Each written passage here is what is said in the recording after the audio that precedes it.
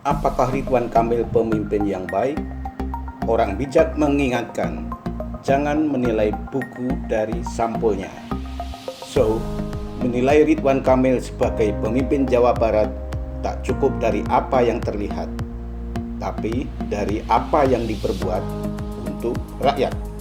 Pandemi COVID-19 yang menimpa seluruh rakyat menjadi batu ujian kualitas kepemimpinan. Tapi perlu diingat bahwa di atas langit ada langit. Di atas Ridwan Kamil sebagai pemimpin, masih banyak pemimpin lagi di atasnya. Dan banyak pula pemimpin lokal di bawahnya. Para pemimpin, para pengambil keputusan seperti kami sudah menyadari bahwa COVID ini punya potensi 3 tahap darurat. Per hari ini kami sebagai para pemimpin sedang menghandle 2 urusan, 1 darurat kesehatan, 2 darurat ekonomi. Sehingga minggu ini kami menemukan bahwa sumber masalah di Jawa Barat ternyata ada di pasar tradisional. Ibaratnya kami ini harus terus mencari solusi.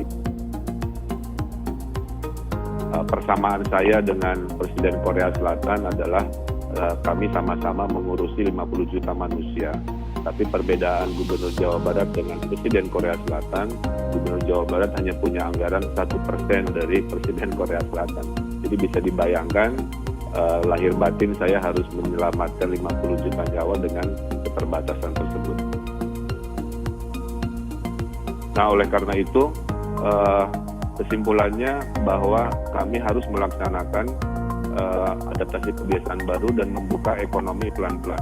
Maka himbauan saya kepada warga, tetap rumusnya 3, pakai masker, jaga jarak, dan cuci tangan. Nanti kalau seperti pasar yang kami tutup ada 3-5 ini, yang dirugikan kan masyarakat sendiri. Nah, kemudian kami di new normal ini atau adaptasi kebiasaan baru, kita memaksimalkan digital, pertemuan tidak perlu fisik, tentu itu sudah kita pahami.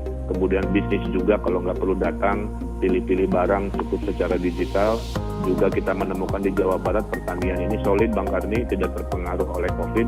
Maka pasca COVID ini kami akan back to basic, mengembangkan ekonomi desa, tapi berbasis 4.0. Jadi para milenial kalau sudah lulus pasca COVID jangan selalu ke kota, sekarang tinggallah di desa, rezeki kota, tapi bisnisnya mendunia. Kami per hari ini sudah hampir 200.000 testing, terdiri dari 60 ribuan PCR test dan 140.000 rapid test. Kami mengejar angka 300.000 penduduk Jawa Barat, 0,6% dari 50 juta, setara dengan standarnya Korea Selatan yang mengetes 0,6% dari jumlah penduduk. Dan kami akan melanjutkan PSBB-nya di skala mikro di 54 desa dan kelurahan.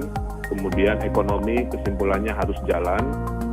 Kemudian ada risiko yang akan dimitigasi melalui testing. Juga pasca COVID ini para pemimpin Bang Karni dites kepemimpinannya, kira-kira begitu ya. Kami mencoba segala ilmu, segala hal, tapi kuncinya pemimpin yang banyak mendengar dari para ahli itu biasanya menghasilkan kualitas hasil juga yang memadai. Dan saya ucapkan terima kasih kepada publik Jawa Barat yang sudah taat. Hasil kajiannya, ketaatan warga Jawa Barat itu luar biasa. Walaupun ya pasti adalah sekitar 30% yang masih kurang melakukan kesadaran. Terakhir dari saya, dengan kedisiplinan tadi, jaga jarak, pakai masker dan cuci tangan, kami berharap kita bisa memitigasi jika ada second wave di seluruh dunia. Wave itu pasti akan datang, jadi saya nggak bilang bahwa AKB ini akan sukses, nanti ada gelombang 2, gelombang 3 bahkan. Jadi tahap 1 mungkin puncaknya tinggi sekali, nanti gelombang 2 tingginya sedang, dimitigasi lagi oleh prosedur, tapi ekonomi jalan. Nanti ada gelombang 3 yang puncaknya sudah sangat landai, dimitigasi lagi seperti Jepang dan Korea sekarang. Setelah itu lama-lama landai. Kenapa? Karena COVID ini masih akan terus ada sampai tahun depan sebelum vaksin dan obatnya ditemukan.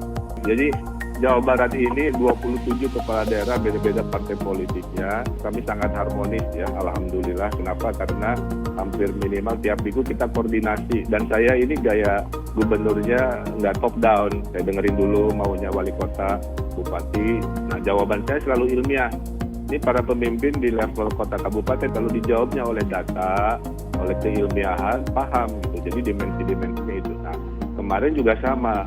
saya telepon salah satu kepala daerah yang membuka hiburan malam. Saya bilang, Pak Wali, ini kan bukan di tahap sekarang gitu.